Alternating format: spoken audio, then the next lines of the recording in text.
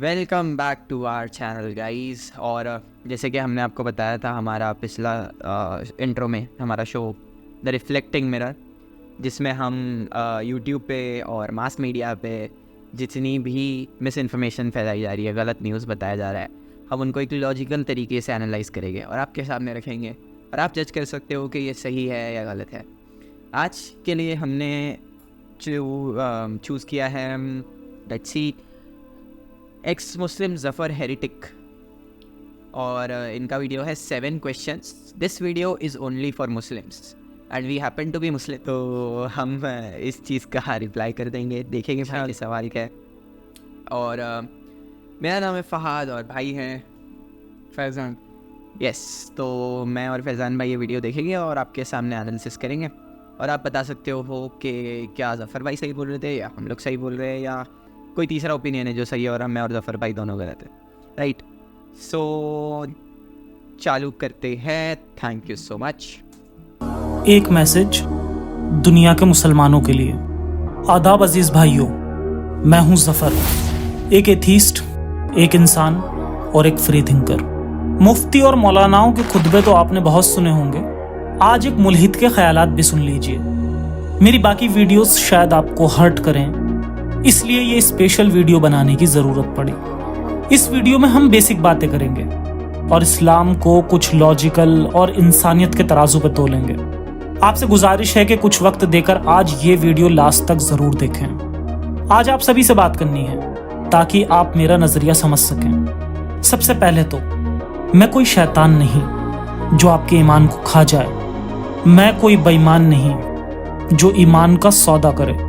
मैं यहूदियत या क्रिश्चियनिटी या हिंदुत्व का एजेंट भी नहीं हूं। मैं सिर्फ एक इंसान हूं जो हक की बात करता है। मैं सिर्फ एक इंसान हूं जो ईमान का सही मतलब समझाना चाहता है।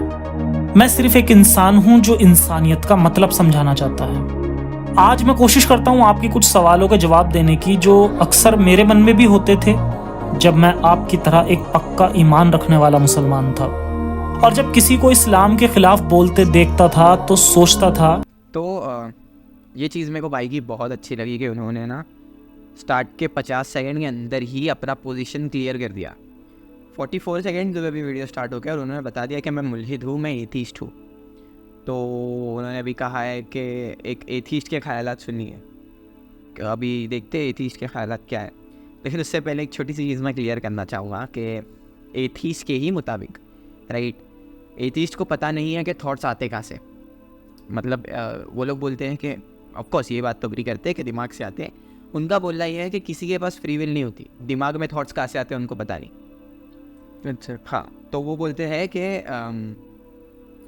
सुबह उठ के अगर मैं चाय पीऊँ या कॉफ़ी पीऊँ ये तो मैं चूज़ कर सकता हूँ, लेकिन क्यों मेरे दिमाग में सिर्फ यही 2 चीज़ आई।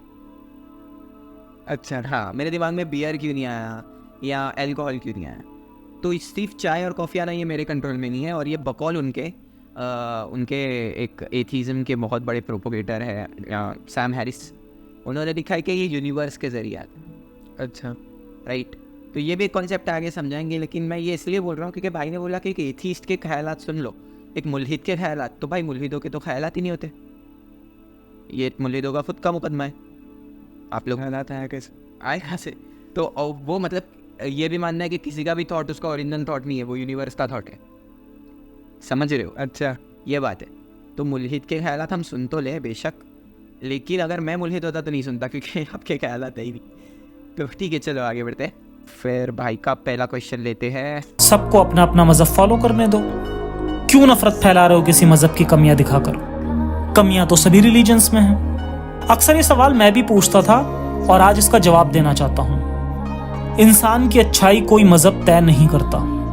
आप जो अपनी परवरिश में पाते हो वही आपका नेचर होता है, वहीं से आपको अच्छाइयाँ या बुराइयाँ मिलती हैं, और ये इंसान ही नहीं जानवरों में भी मिलती हैं। अगर अच्छाई का रिश्ता मजहब से होता तो हमें जानवरों में अच्छाई ना दिखती, क्योंकि वो किसी भी मजहब को नहीं मानते। और फिर इसकी दूसरी सबसे बड़ी दलील यह है कि क्या दुनिया में सारे गुनाह करने वाले किसी मजहब के नहीं होते? बेशक होते हैं, और बल्कि इसके उलट गुनाहगारों में मुल्हिद कम ही होंगे, क्योंकि मुल्हिद जानता है कि एक ही जिंदगी आपको मिलती है और गुनाह का कफ्फारा अदा नहीं किया जा सकता। इस्लाम की कमियों के खिलाफ मैं इसलिए बोलता हूं क्योंकि ये कमियां इंसानियत के खिलाफ हैं। मैं नहीं कहता कि दुनिया के सारे मुस्लिम भाई 3 तलाक जैसी इस्लामिक बुराई को करते हैं, लेकिन जितने भी करते हैं वो सिर्फ इसलिए क्योंकि इस्लाम इसकी इजाजत देता है और दावा करता है कि यह खुदा का हुक्म है। नाइंसाफी को खुदा का हुक्म बताकर जायज ठहराना गलत है। दुनिया में जितनी भी बहनें इसे झेलती हैं, उनकी तकलीफ को याद करो। क्या आप चाहोगे कि आपकी बहन या बेटी को उसका हस्बैंड 3 तलाक देकर हलाला करवाए? कल को आप ही गुस्से में अपनी बीवी को तलाक दे दें, या आप अगर कोई मोमिना हैं तो क्या पता आपका हस्बैंड ही गुस्से में तलाक दे दे। तो क्या हलाला जैसे गंदे रास्ते के अलावा कोई और रास्ता है आपके पास? नहीं। तो हम क्यों नहीं आवाज उठाते इस बुराई के खिलाफ? इस्लाम गुलाम औरतें बनाकर उनका रेप करने को जायज ठहराता है। हालांकि आपकी नजर में ये गलत होगा, लेकिन केवल तब तक जब तक आपको पता ना हो कि यह इस्लाम का हिस्सा है। हालांकि आप किसी मुफ्ती या मौलाना से ये सवाल करेंगे तो वो आपको यही कहेगा कि ये प्रिजनर्स ऑफ वॉर का ट्रीटमेंट है। उन्हें वही खिलाया या पहनाया जाता था जो कि मुस्लिम लड़ाके खुद खाते और पहनते थे। लेकिन क्या आपको लगता है कि किसी को गुलाम बनाना फिर भी जायज होगा? मेरी बहुत वीडियो में मैंने मुफ्ती मौलानाओं के दावे डिबंक किए हैं और इस्लामिक स्लेवरी को ठीक से एक्सप्लेन भी किया है। आप वो वीडियोस भी देख सकते हैं। फिर वही एक सवाल आकर उठ जाता है कि इस्लाम की स्लेवरी अगर ठीक है तो क्या आप चाहेंगे कि आपकी माँ या बहन के साथ कोई ऐसा करे? भले ही वो खाने को अच्छे से अच्छा खाना और पहनने को अच्छे से अच्छे कपड़े दे, मगर हैसियत गुलाम वाली, जिसके साथ कभी भी रेप किया जा सकता है और कभी भी बाजार में बेचा जा सकता है।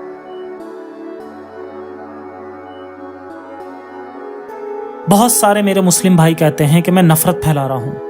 नफरत फैलाना तो उसे कहते हैं जब एक इंसान को दूसरे के खिलाफ भड़काया जाए। मेरे चैनल पर हमेशा ये बात सबसे पहले कही जाती है कि मुसलमान बुरे नहीं हैं। इस्लाम एक मजहब है जिसमें बहुत सारी बुराइयां हैं, लेकिन उसकी वजह से ये कहना कि मुसलमान बुरे हैं, ये गलत है।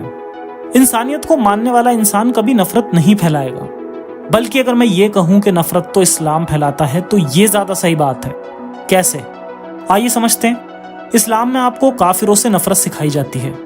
इसके रेफरेंसेस भी मौजूद हैं और आपने इसे महसूस भी किया होगा।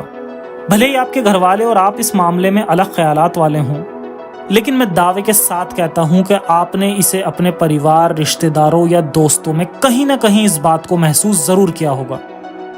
यहूदियों के लिए नफरत, मुल्हिदों के लिए नफरत, गाने बजाने के लिए नफरत, औरतों की तरक्की से नफरत, आज़ाद ख्याली से नफरत। ये गुलामी, ये नफरत, ये खुदा का कलाम कैसे हो सकता है? खुदा का कलाम तभी खुदा का हो सकता है जब वो हर किसी को बराबर समझे, क्योंकि अगर वो है और उसने बनाने में कोई फर्क नहीं किया तो वो हक के मामले में भी फर्क नहीं करेगा। इसलिए हमें इसकी बुराइयों के खिलाफ बोलना ही पड़ेगा और हर रिलीजन्स की बुराई के खिलाफ आवाज उठनी चाहिए। यही आज की जरूरत है और यही इंसानियत की आवाज है। तो भाई का फर्स्ट क्वेश्चन था कि what is the need to criticize religion. अच्छा, ओके, सो और भाई ने ह्यूमैनिटी का एग्जांपल दिया है कि ह्यूमैनिटी ज़्यादा अच्छे रिलीजन से। तो भाई ह्यूमैनिटी जो कॉन्सेप्ट है ना, वो सब्जेक्टिव है, ठीक है। तो तुम्हारे हिसाब से तुम्हारी ह्यूमैनिटी कुछ और है, ठीक है। मेरे हिसाब से ह्यूमैनिटी कुछ और होगी। ये भाई जो बैठे इनके हिसाब से ह्यूमैनिटी कुछ और होगी। और तुमने इसमें जो है एनिमल्स लोग के बारे में बताया है कि अगर ये जो चीज़ है अगर इन जानवरों में भी पाई जाती है कि वो लोग भी they do also do kind things, right. तो अभी ऐसे कि फॉर एन एग्जाम्पल, अभी कोई कुत्ता तुमको काट लेता है तो उसका क्या, उसको तुम कौन से ह्यूमैनिटी से जोड़ रहे हो? और इमोशंस जानवरों में भी होता है, आपने कहा, राइट। तो रेप्टाइल्स हो गए, स्नेक हो गया, और बहुत सारे जो एनिमल्स हैं उन लोग में तो नहीं होते भाई। तो ये कहाँ से आ गया बीच में? ठीक है। और आगे ही भाई आपने 3 तलाक के ऊपर कहा है कि 3 तलाक जो है कि बहुत से लोग नहीं करते हैं, पर जो लोग करते हैं तो इस्लाम उसकी इजाज़त देता है, इसलिए करते हैं। सो बेसिकली 3 तलाक भाई भी 2 लोग हैं, ठीक है। मैं हूँ और समझो मेरा दोस्त है। अगर हम दोनों में कोई चीज़ को लेके अगर कुछ मसला है, कोई प्रॉब्लम है, तो हम दोनों से बेटर उसको कौन समझ सकता है भाई? ठीक है, अगर तुम जैसे कि यूएस में जो भी सिस्टम है, डिवोर्स का सिस्टम है, या कोई भी तुम वेस्टर्नाइज कंट्री में देख लो, तो वहाँ पे भाई उन लोग को प्रॉपरली सेपरेट होने के लिए ना 8 से 10 साल लग जाते हैं। ठीक है, और फिर चाइल्ड कस्टडी कौन लेगा, बहुत सारे इश्यूज होते हैं। सही। ठीक है, मैं हूँ, मेरी वाइफ है, हम दोनों को हम लोग से बेटर कौन जान सकता है? सही। कोई थर्ड पर्सन जान सकता है? नहीं। दो लोग अगर अपने डिसीजन पे एग्री हैं तो थर्ड पर्सन की क्या ज़रूरत है भाई? ठीक है, तो इस चीज़ से भाई ये डिफाइन नहीं होता है कि ये चीज़ गलत है। ठीक है, क्योंकि हर रिलीजन के, हर कंट्री के अलग अलग लॉज है, तो वो हर एक दूसरे के साथ कॉन्ट्रडिक्ट होते हैं।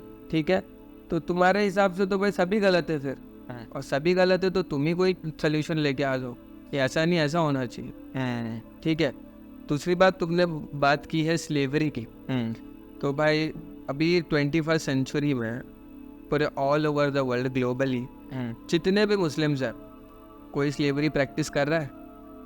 नहीं भाई। कोई एक बता दो भाई जो स्लेवरी प्रैक्टिस कर रहा है, जो एज इट इज स्लेव को रखा है और स्लेवरी प्रैक्टिस कर रहा है? नहीं कर रहा है। तो जो तुमने कुरान की आयत और जो हदीस भाई तुमने जो पेश किया ना भाई, उसको भाई तुम्हारा समझने का तरीका गलत है। ठीक है, क्योंकि जिनके लिए वो है, मुसलमानों के लिए है, मुसलमानों ने इसको वैसे नहीं समझे ऑब्वियसली, और तुम उसको वैसे समझ रहे हो भाई। हाँ, तो अभी आप बताओ, मुसलमान अपनी हदीसों को बेहतर समझते हैं या कोई एथीस्ट मुसलमानों की हदीसों को बेहतर समझता है? मसला यही है। तो अभी स्टार्ट में भाई ने ये भी बोले ना कि हर इंसान में जो अच्छा बुरा होता है वो अंदर से होता है, और इस चीज़ की दलील ये है कि जानवरों में भी अच्छा बुरा होता है और जानवर कोई मज़हब फॉलो नहीं करते। ये कौन सी दलील है भाई? ये मुझे आप एक बात बताओ, जानवरों में अगर अच्छा बुरा होता है, राइट, जानवरों में एक बहुत वो फितरत वाला अच्छा बुरा होता है जो एक छोटे से बच्चे में भी होता है, वो एक इमोशन से आने वाला अच्छा बुरा है ना? क्या एक जानवर दूसरे जानवर को चीर फाड़ के खाता नहीं? सर्वाइवल ऑफ द फिटेस्ट में आप बिलीव करते हो, तो सर्वाइवल ऑफ द फिटेस्ट तो क्रूएल आइडियोलॉजी है कि जो फिट नहीं है वो सर्वाइव नहीं करेगा, राइट? तो अगर जानवरों में ये अच्छाई है, ये इस बात की दलील है, राइट, कि अच्छा बुरा मज़हब से नहीं आता है, मज़हब से आता है ये कोई नहीं बोल रहा है, हम बोलते गॉड से आता है, राइट? और वो गॉड सिर्फ मुस्लिम्स का गॉड नहीं है। अगर एक गॉड होगा जिसने सब बनाया, राइट, जिसने 5 लोगों को बनाया, जिसमें से 4 लोग उसको मानते और एक नहीं मानते, तो क्या वो एक इंसान का गॉड नहीं हुआ? गॉड तो सबका ही है, गॉड तो वो सबका ही हुआ। तो रिलीजन की बात नहीं है, गॉड की बात है कि मोरालिटी कहाँ से आती है पता है? गॉड से आती है। इसीलिए जानवरों में भी है क्योंकि वो जानवरों का भी गॉड है, और इंसानों में भी है क्योंकि वो इंसानों का गॉड है। अब सही मोरालिटी के लिए सही रिलीजन चुनना वो तो सबकी अपनी अपनी जर्नी है ना? अपनी जर्नी, अपना पर्सनल चॉइस है भाई, पर्सनल। और कॉन्स्टिट्यूशन भी तो यही चीज़ कहता है ना भाई। कॉन्स्टिट्यूशन बोलता है अपने अपने रिलीजन को अपनी पर्सनल लाइफ में फॉलो करो, है ना? तो ये दलील के जानवर भी क्योंकि अच्छी चीज़ें करते हैं, इसका मतलब ये है कि मोरालिटी जो होती है वो रिलीजन से नहीं आती, रिलीजन से आती है ऐसा किसी ने नहीं कहा, सब लोग बोलते हैं गॉड से आती है। और जानवरों का क्रिएटर कौन है भाई? भाई सिर्फ जानवरों का क्रिएटर ही भी गॉड है। वो एक अलग बात है कि आप एथिस्ट हो तो आप वो क्रिएटर वाले एंगल से देखते ही नहीं हो, उस पर भी अपन आएंगे आगे इंशाल्लाह।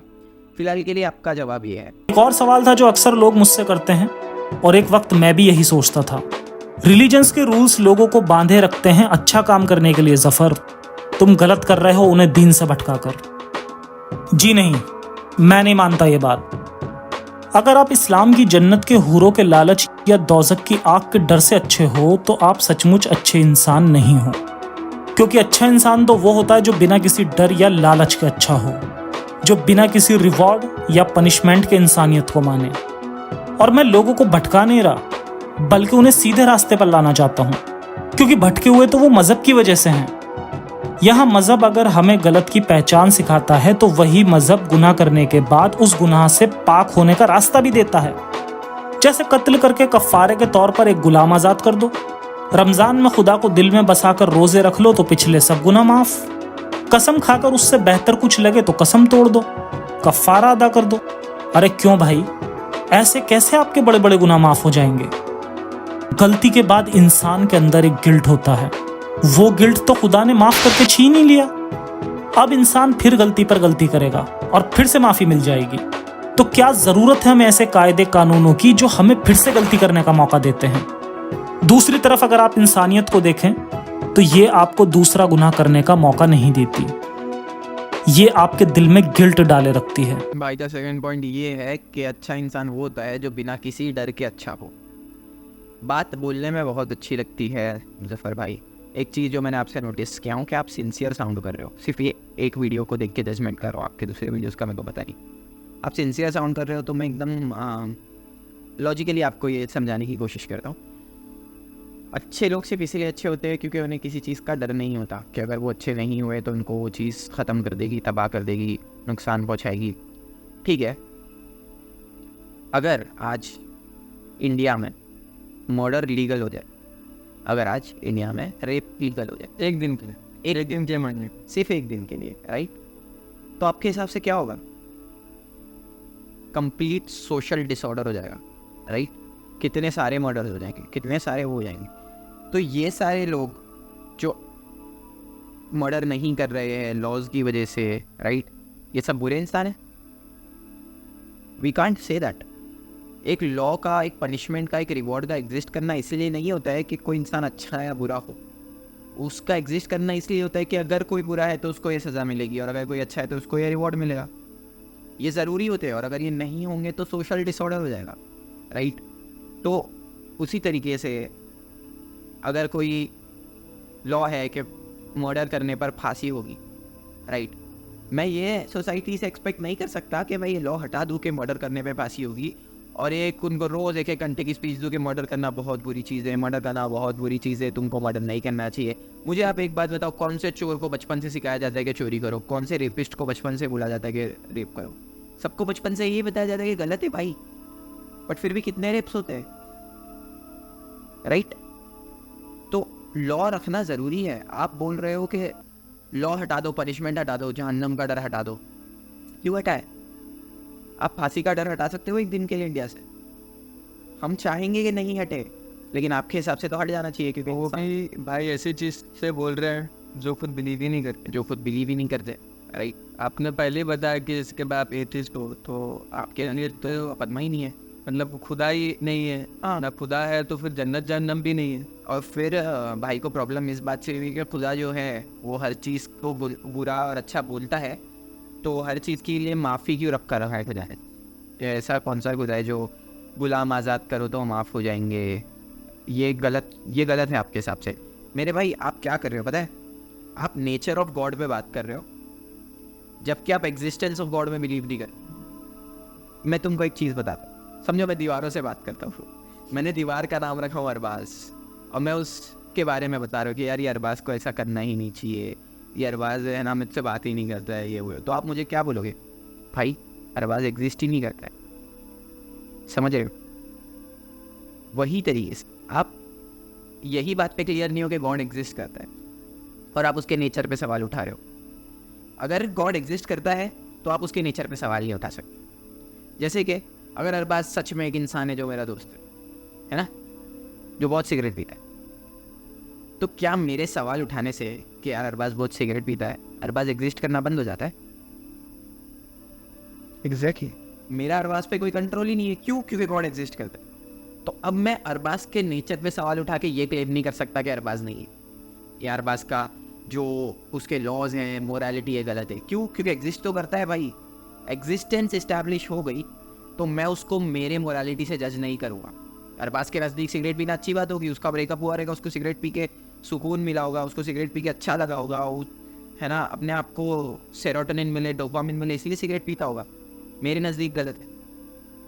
अब अरबाज एग्जिस्ट करता है तो अरबाज की खुद की कॉन्शियसनेस है, अरबाज हर चीज़ अपने हिसाब से करेगा। ये चीज़ मैंने एक इक्वल सिटीज़न के लिए की है। जब मैं एक इक्वल सिटीज़न पे सवाल नहीं उठा सकता हूँ कि वो एक चीज़ क्यों कर रहा है, सिर्फ इस वजह से कि वो चीज़ उसकी नज़र में कुछ अलग होगी, उसकी नज़र में सही होगी। जब एक इक्वल सिटीज़न पे नहीं कर सकता तो गॉड पे मैं कैसे करूँ? तो आपसे नेचर ऑफ गॉड पे बात होगी, 100% होगी, लेकिन आप पहले एग्जिस्टेंस ऑफ गॉड मान लो। वही तो नहीं मानते ना, वही तो नहीं प्रॉब्लम। तो जब एग्जिस्टेंस मानोगे तब नेचर पे सवाल उठाना, ठीक है? तीसरा सवाल, अगर आपकी बात मान भी लें तो कैसे पता लगाओगे कि कौन सा काम इंसानियत का है? मजहब ही तो बताता है कि क्या गलत है क्या बुरा। ये सबसे बड़ी मिसकंसेप्शन है कि अच्छाई इंसान में मजहब से आती है। अच्छाई का सबसे बड़ा रूल यह है कि दुनिया के साथ उस तरह से पेश आइए जिस तरह से आप चाहते हो कि दुनिया आपसे पेश आए। मसलन आप नहीं चाहेंगे कि कोई आपको धोखा दे या आपसे बदतमीजी से पेश आए, तो फिर आप भी किसी को धोखा नहीं दें, ना बदतमीजी से पेश आए। आप नहीं चाहोगे कि कोई आपका या आपके अपने का कत्ल करे, तो आप भी ना करें। आप चाहते हो दुनिया आपसे ईमानदारी और खुशी खुशी पेश आए, तो आप भी वही करो। बस यही इंसानियत की डेफिनेशन है। आपके ज़्यादातर मसले यहीं से हल हो जाते हैं। और जबकि इस्लाम मज़हब को फॉलो करते हैं तो बिना वजह के मसले आपको मिलते हैं। किस दिन बाल कटवाएं, किस दिन नहाएं, किस दिन घूमने जाएं, टॉयलेट जाने की दुआ, बीवी से हमबिस्तरी की दुआ। क्या मतलब है इन चीज़ों का? जो काम आपको जब करना ठीक लगे तब करो। ये मसले वक्त की बर्बादी के अलावा कुछ नहीं है। सो भाई का थर्ड पॉइंट था कि जो ह्यूमैनिटी है वो रिलीजन से नहीं आती, राइट? सो भाई तो बेसिकली मतलब अपने यहाँ पे कर्मा की बात किया है, ठीक है? तो अभी जैसे कि कोई अच्छा है, वो अच्छा ही करता है, वो अच्छा ही एक्सपेक्ट करता है, बट अगर उसके साथ बुराई हो जाए भाई तो फिर उसका होता है ना भाई। जैसे कि फॉर एन एग्जांपल तुम ही बताओ भाई, तुम अच्छाई में मानते हो, ठीक है? तो तुम कोई कंपनी के सीईओ के लिए भाई फ्री में काम करोगे? अच्छी काम है ना भाई, वो काम तो करना अच्छा है, तो आप फ्री में काम करो, एक काम करो, ठीक है? सेम चीज़ भाई, अभी जैसे कि फॉर एन एग्जांपल कोई ऑफिस से निकला है, घर जा रहा है भाई, उसका चोरी हो गया, फ़ोन चोरी हो गया या कुछ रॉबरी हो गई उसके साथ, तो वो क्या है? वो भी तो बुरा ही है ना, वही तो बुरा ही। मतलब वही कि आप अगर आप चाहते हो कि आपके लिए कोई इंसान मुफ्त में कुछ करे, तो आप उसके 2-3 काम मुफ्त में करके दे देते हो, और अब आप उसको बोलते हो कि आपके काम मुफ्त में करके, तो ये कैसा मुकदमा हुआ भाई? और फिर उसके आगे आप बोलते हो कि अगर आप ऐसा चाहते हो कि आपके साथ आप जो चाहते हो वैसे ही दूसरों के साथ रहो, अगर आप चाहते हो आपके साथ बुरा नहीं हो तो आप किसी के साथ बुरा मत करो। क्या आप मुझे बताना चाहोगे कि 3 साल की बच्चियों के और 1 साल की बच्चियों के रेप क्यों होते हैं? एग्जैक्टली। और भाई जो गाजा में, पैलेस्टीन में जो बच्ची लोग कॉन्शियस भी नहीं होते, छोटे छोटे बेबीज़ लोग, उन लोग पे जो बॉम्ब गिरता है भाई, उसको क्या बोलोगे आप? भाई ने भी एग्जांपल दिए छोटे बच्चों का, तो मैंने भी एक बताया, तो उसको क्या बोलोगे आप? इससे साबित ये होता है कि आपने जो रूल सेट किया है ना, कि अगर आप चाहते हो कि आपके साथ कुछ बुरा नहीं हो तो किसी के साथ कुछ बुरा मत करो, बोलने में बहुत अच्छी बात है। सोसाइटी चलाने की जब बात आती है ना, तो ये बात एक्सेप्टेबल नहीं है। इसीलिए हमको कॉन्स्टिट्यूशन लगती है। क्यों नहीं? कॉन्स्टिट्यूशन में सिर्फ एक रूल लिखा हुआ है, इतनी बड़ी क्यों है? सिर्फ एक रूल लिख देते, मर्डर मत करो, तो तुम्हारा भी मर्डर नहीं होगा। एक ही रूल ऐसे लिख देते, do good and good will come to you. बस खत्म, आपका ह्यूमैनिटी का रूल ये है। एक ही पेज भाई, पेज भी वेस्ट नहीं होता, कुछ भी नहीं, टाइम वेस्ट नहीं होता, कुछ नहीं होता, एक ही पेज में रहता, बस सब मामला सेट हो जाता है। नहीं, क्योंकि हमको कॉम्प्लेक्स रूल्स की ज़रूरत है, हमको जस्टिस की ज़रूरत है। जस्टिस कॉम्प्लिकेटेड होता है, जस्टिस में थोड़ा दिमाग लगाना पड़ता है, समझ रहे हो तुम? तो उसके लिए अपने को ये रूल से आगे बढ़ना पड़ता है, ठीक है? तो अब यही आपका क्राइटेरिया है किसी के अंदर सही गलत देखने का। आपके हिसाब से हर कोर्ट का जज बुरा हुआ क्योंकि उसने कितनों को फांसी सुनाई है, लेकिन वो ये नहीं चाहता कि उसको फांसी हो जाए। और यही सेम चीज़ इधर भी अप्लाई होती है भाई, कि जो सही में रेपिस्ट है बट उसको सिस्टम की तरफ से भाई छूट जाता है वो, ठीक है? रेप किया उसने, गुनाह किया है, बट वो सब सेट करवा के निकल जाता है वहाँ से। करप्शन भी होता है। तो आप जो बोल रहे हो ना, मैं ये हमेशा बोलता हूँ, ह्यूमैनिटी कॉन्ट्राडिक्ट्स जस्टिस। ह्यूमैनिटी बोलती है सबका अच्छा करो, जस्टिस बोलता है जो बुरा करे उसको उसका गुनाह दो। ह्यूमैनिटी का नेचर जब अच्छाई है तो ह्यूमैनिटी का नेचर बुराई भी है, और जब बुराई है तो जस्टिस की जरूरत है। एग्जैक्टली। तुम दो चीज़ को एक नहीं कर सकते हो भाई। हाँ, तुम एक ही तरफ चलोगे तो फिर वो तुम्हारी सोच है, वो जो है सब्जेक्टिव है भाई, सब्जेक्टिव हो जाए। चलो ठीक है, नेक्स्ट पॉइंट पे बढ़ते हैं। माइक का नेक्स्ट पॉइंट। बड़ी इंसानियत की बातें करते हो। इस्लाम ही इंसानियत का मजहब है। अगर इसे सब कबूल कर लें तो दुनिया बेहतरीन हो जाएगी। ऐसा नहीं है। ये वो ख्याली सोच है जो हमारे दिमाग में इसलिए पैदा होती है क्योंकि हमें बचपन से इस्लाम की मोहब्बत होती है। इसे हम छोड़ना नहीं चाहते, इसलिए चाहते हैं कि दुनिया इसे अपना ले। लेकिन क्या हमने कभी ये जानने की कोशिश की कि जितनी दुनिया ने इसे अपनाया है वो कितनी खुश है इसे अपनाकर? दुनिया में 30 मुल्क ऐसे हैं जहां पूरी तरह से इस्लाम नाफिज है।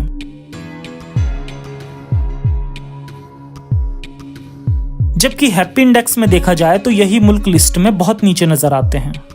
अगर इस्लाम दुनिया का सबसे बेहतर मजहब होता, जैसा कि आपको लगता है, तो दुनिया में सबसे ज्यादा खुश लोग भी इसी मजहब के होते।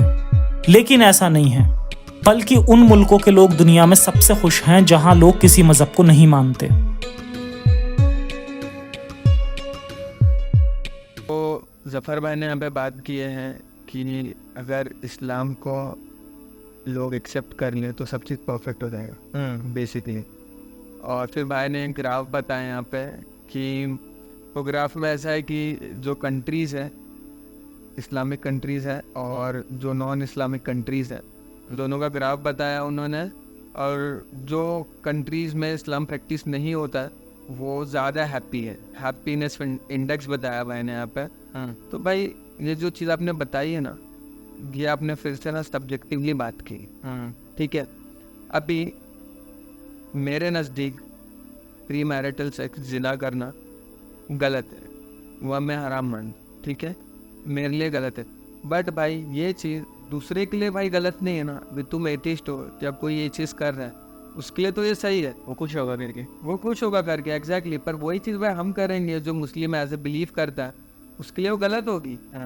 तो ये चीज़ भाई तुम्हारी पर्सनल आइडियोलॉजी से, पर्सनल तुम्हारी राय से तुम पूरे इतनी बड़ी बात मतलब कैसे कह सकते हो कि वो लोग हैप्पी है और वो नहीं है। और यही चीज़ अगर जैसे कि जो कंट्रीज़ है वहाँ पे 100% लोग हैप्पीनेस में हैं, आप ये चीज़ बोल सकते हो कि जो कंट्रीज़ में इस्लाम नहीं वहाँ पे लोग 100% हैप्पीनेस है, वहाँ पे कुछ हो रहा ही नहीं, मतलब एकदम सब ऑल सेट है।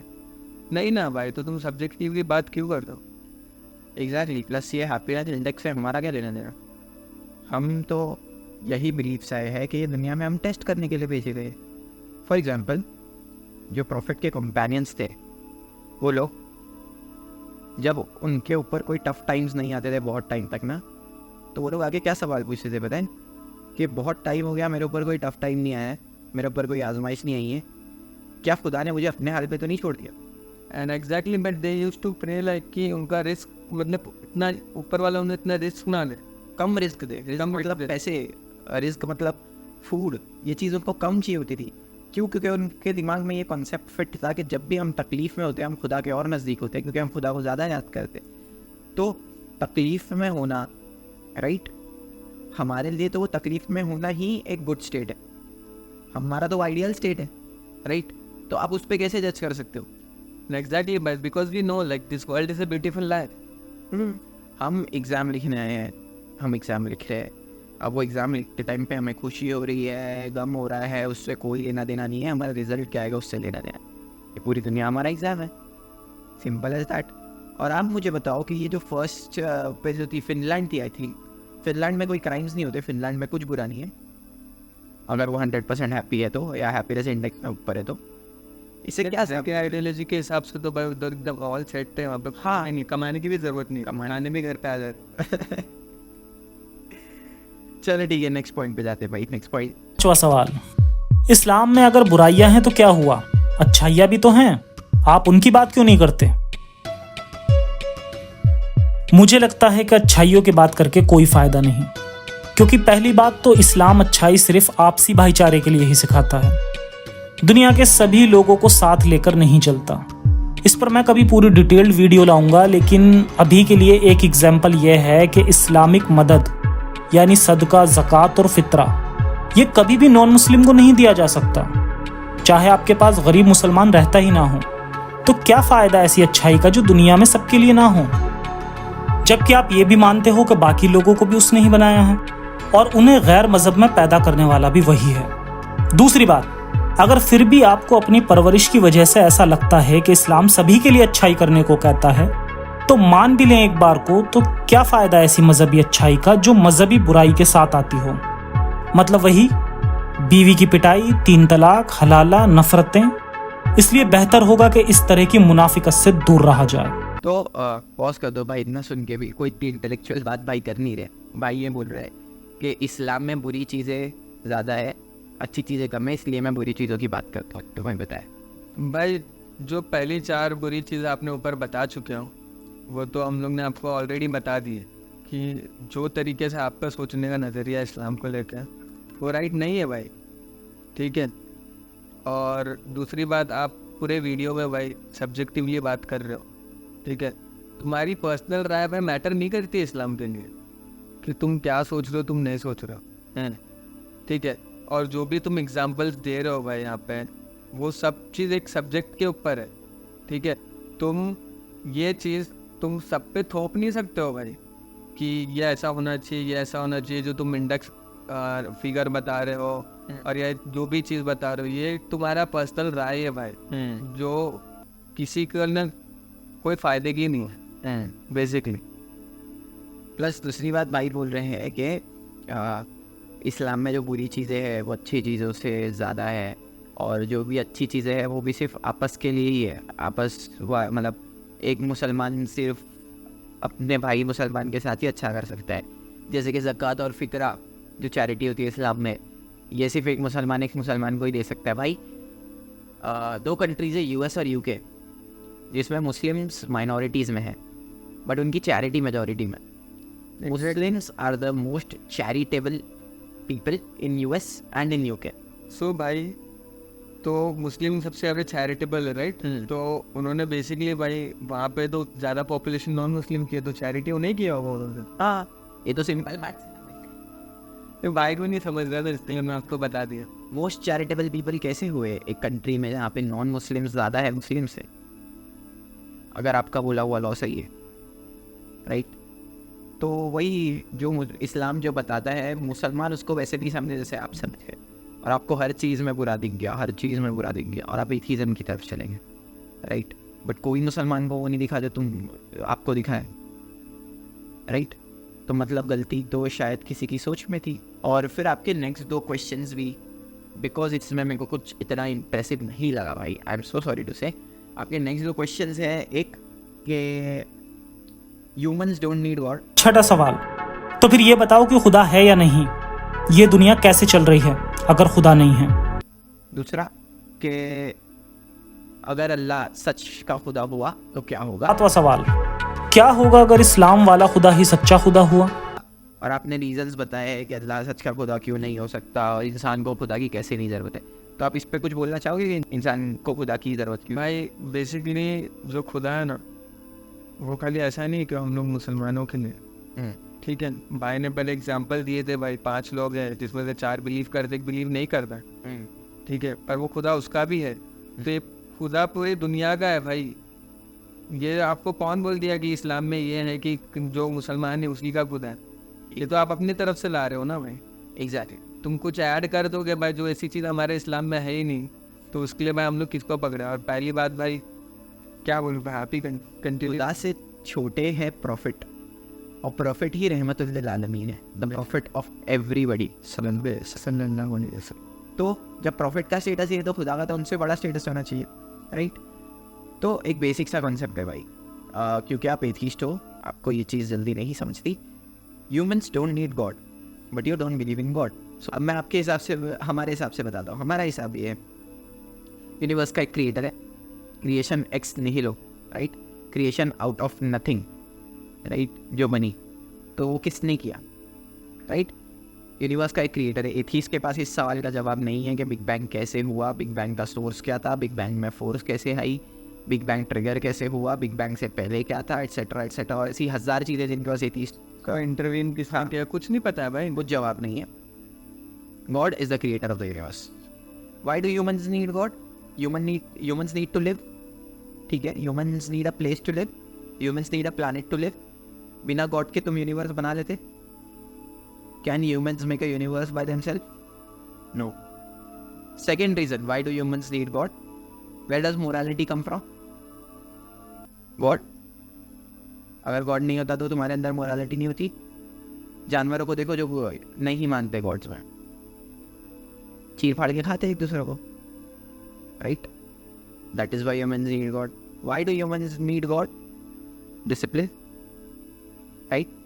Religious people are 10 times more disciplined than atheists, और सबसे बड़ी बात, क्योंकि एक एथीस्ट कभी ये नहीं बोल सकता, क्योंकि वो फ्री विल का जो मैंने कॉन्सेप्ट समझाया, डिटर्मिनेशन का, कि ये दिमाग में जो भी थॉट्स आती है वो इंसान की खुद की नहीं होती है, वो यूनिवर्स की तरफ से आती है। तो कोई एक एथीस्ट नहीं बोल सकता कि पीडोफाइल गलत है, क्योंकि उसमें उसकी कोई गलती नहीं, वो थॉट यूनिवर्स की तरफ से आई। कोई एथीस्ट ये बात नहीं बोल सकता कि मर्डरर गलत है, रेपिस्ट गलत है। You know why we need God? Because मैं यहाँ पर बैठ कर बोल सकता हूँ कि एक मर्डरर गलत है, एक पीडोफाइल गलत है, एक रेपिस्ट गलत है।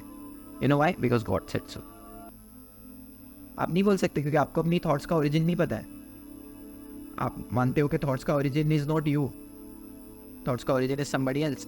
This is why we need God, to be moral citizens of the society. ठीक है? और फिर उसके आगे का पॉइंट भाई का ये था कि अल्लाह इसलिए ट्रू गॉड नहीं है क्योंकि इतनी सारी बुरी चीज़ें हैं इस्लाम धर्म में। तो आप कुछ जवाब दोगे? वो भाई का वीडियो था, वीडियो प्ले कर लेते हैं एक बार। अच्छा ठीक है। क्या जवाब देंगे उसे? ये ऐसा सवाल है जो बहुत टाइम तक हमारे पीछे पड़ा रहता है, और उसका रीज़न है डर। ये वही डर है जिसकी वजह से एक इंसान एक मज़हब को फॉलो करता है। ज़रा सोच कर देखो, अगर इस्लाम सच्चा मज़हब है तो दुनिया में आप ही इतने तकदीर वाले कैसे हो गए कि एक सच्चे मज़हब में पैदा हुए? उन करोड़ों लोगों के बारे में सोचो जो इस्लाम में पैदा नहीं हुए। ये रिलीजन्स का पॉपुलेशन वाइज चार्ट है, जिसमें सबसे ऊपर क्रिश्चियंस हैं 31% और उसके बाद इस्लाम 24%। अगर इस्लाम के खुदा को सच्चा खुदा मान भी लिया जाए तो ये कैसा खुदा है जिसने 76% लोगों को काफिर के घर पैदा किया? भाई आपने अपने एक चार्ट बताया है, फिर size of major religion groups, ठीक है, 2020 का चार्ट है। सो भाई यहाँ पे 31% और XYZ नंबर जो है कैथलिक है, फिर इस्लाम और फिर बाकी ग्रुप्स है। सो हिस्ट्री में भाई ऐसे भी बहुत सारे इवेंट आए और ऐसा बहुत टाइम आया जहाँ पे वर्ल्ड 85% तक मुस्लिम था, ठीक है। तो वो टाइम का इस्लाम गलत था। वो टाइम पे इस्लामिक गॉड तो सही हो गया ना आपके लॉजिक के हिसाब से? एग्जैक्टली भाई। हाँ भाई, लॉजिक भी इतना, ये बच्चों वाले लॉजिक है भाई, कि आपका गॉड सही इसलिए नहीं हो सकता कि क्योंकि आपको इतने तकदीर वाले नहीं हो कि आपको ही सही गॉड मिल जाएगा इतने सारे रिलीजन्स में। क्या बात कर रहे हो भाई? अगर कोई चीज़ सही है और उसको पूरी दुनिया, for example sun is hot, अगर उसको पूरी दुनिया 100% दुनिया ये मानने लग जाएगी सन इज़ कोल्ड, तो सन का टेम्परेचर ड्रॉप हो जाएगा। सन इज ब्लू होगा? नहीं होगा। गॉड ऑब्जेक्टिव है भाई। अगर कोई मुस्लिम नहीं होता तो भी गॉड एग्जिस्ट करता, कोई क्रिश्चियन नहीं होता, कोई हिंदू नहीं होता, अगर ह्यूमंस नहीं होते तो भी गॉड एग्जिस्ट करता। तो यही चीज़ है ना जफ़र भाई, कि तुम कोई एक चीज़ को या कोई कुरान की एक आयत को या कोई एक हदीस को लेके ना भाई पूरे इस्लाम पे कंक्लूजन ड्रॉ नहीं कर सकते हो भाई, ठीक है। तुम्हारी आइडियोलॉजी पूरे इस्लाम पे फिट नहीं कर सकती। नहीं, एज एन एथिस्ट वो किसी चीज़ पे कंक्लूजन ड्रॉ नहीं कर सकते। नहीं, सही बात है ना, क्योंकि एज एन एथिस्ट आपकी कोई पोजीशन नहीं है, आपकी मोरालिटी सब्जेक्टिव है, आपकी मोरालिटी सिर्फ अपने अंदर तक ही है, आप अपनी मोरालिटी किसी और पर नहीं डाल सकते, आपके थॉट्स आपके खुद के ओरिजिन से नहीं आते। एज एन एथिस्ट आप अपने ख्याल रख के कोई चीज़ को सही गलत बोल ही नहीं सकते हो। You can say it out but it won't make sense. आप बोल सकते हो बट वो सेंसिकल बात नहीं होगी, क्योंकि आप किस चीज़ को गलत मानते हो और आप किस चीज़ को सही मानते हो, उसका कोई सोर्स ही नहीं है भाई, कोई सोर्स ही नहीं है। मैं आपको रिकमेंड करूँगा, बिकॉज आप एक एथिस्ट हो, सैम हैरिस की फ्री विल वाली बुक प्लीज़ आप पढ़ लेना, डिटर्मिनेशन के बारे में पढ़ लेना, मोरालिटी, एथिस्टिक मोरालिटी के बारे में पढ़ लेना, राइट। और हमारे भाई एक मोहम्मद अली, उनके डिबेट्स देख लेना एथिस्ट के साथ, राइट। इंशाअल्लाह तो आपको प्रॉपर कॉन्सेप्ट समझ में आ जाएगा कि एथिस्ट की पोजीशन क्या होती है, ठीक है। विद दैट सेड भाई, आपको कुछ कंक्लूजन में बोलना है? नहीं भाई, कुछ ऐसा बना एकेडमिक लेवल पे बात हो। एग्जैक्टली। आपको हम कुरान हदीस तक आने नहीं दे सकते क्योंकि आपकी पोजीशन ही क्लियर नहीं है। आप जब हदीस को जिस नज़रिए से गलत बोलते हो, उस नज़रिए से दुनिया की सारी चीज़ें गलत हो जाती है। आप बोलते हो जन्नत जहन्नुम के बिना, डर के बिना अच्छे इंसान बनो, तो उस हिसाब से मर्डर पे फांसी होना, रेपिस्ट को सज़ा होना, सब गलत हो जाता है क्योंकि बिना इन डर के लोगों को। और भाई वो ये सब चीज़ पे बोल रहे हैं जिस पे उनका बिलीव ही नहीं, जिस पे बिलीव ही नहीं है। और जो क्राइटेरिया आपने रखे हो, जो क्राइटेरिया आपने रखे हो ना, उससे दुनिया के सारे लॉज फारी हो जाते हैं, सिर्फ इस्लाम नहीं, ठीक है। तो वही कुछ अच्छा क्राइटेरिया लाओ, कुछ स्ट्रॉन्ग कॉन्क्रीट क्राइटेरिया लाओ, राइट, जिससे हम बैठ के एक एकेडमिक डिस्कशन कर सकें इंशाल्लाह। दैट सेड, आप मुझे बहुत सिंसियर लगे, आप मुझे, आपकी नीयत पे मुझे कोई शक नहीं है कि आप सही में ये काम इंसानियत के लिए कर रहे हो। तो वही, that is it. Thank you for keeping the video well mannered, और अच्छे अल्फाजों का यूज़ करने के लिए आपके अंदर कुछ अच्छी, ये बहुत कम देखने मिलता है एग्जैक्टली। अच्छे अल्फाजों का यूज़ किया आपने, और आपकी नीयत भी सही लगी कि आप सही में इंसानियत के लिए कर रहे हो, राइट। तो अच्छा लगा वीडियो देखकर, बट एकेडमिक लेवल पे बहुत कमज़ोर था। You got a call spade a spade, right. तो वही, that said, thank you so much. आपको कुछ बोलना है? नहीं। Thank you so much guys for watching, और लाइक करिए, सब्सक्राइब करिए, शेयर करिए, ज़फ़र तक पहुँचाइए वीडियो। अस्सलाम वालेकुम।